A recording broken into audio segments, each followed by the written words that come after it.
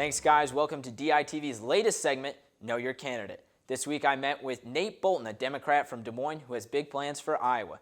Boulton, an avid runner, has ran in 39 marathons in the past 7 years, so I invited him to Iowa City to go for a run and find out what he would do as governor for Iowa City.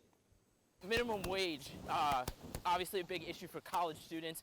What's your plan to get the state standard raised? Well, it's completely unforgivable that our minimum wage in Iowa is below 5 of our 6 neighboring states. We shouldn't be a low-wage state. That shouldn't be how we, promote economic development in Iowa. We should be a state where we promote a good quality of life. And that's why I pitched raising the minimum wage last year in the Iowa Senate. And I proposed a minimum wage plan that would get us up to $15 by 2024. What needs to be done to get workers' rights back on track?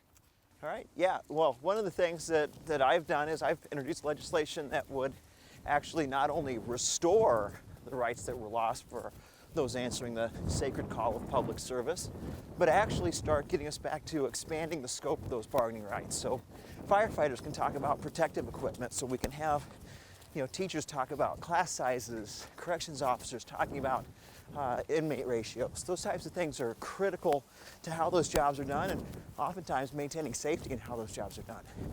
So with the water quality bill passed, $112 million, I believe, going towards initiatives in the future.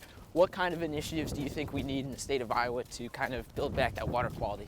Well, I actually introduced legislation last year that would have done what Iowans have asked us to do, which is to fund the Iowa Water Land Legacy Trust Fund. We had 60% of Iowans show up at the polls, support a dedicated revenue stream that actually puts a watershed approach, as soil and water management at the same time.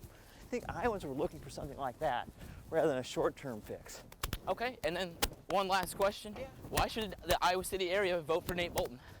Well, you know what? We got to start talking about the long-term future of our state.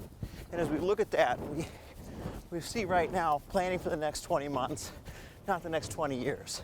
We want to have the skilled workforce for tomorrow. We want to have sustainable economic development that's focused on our communities.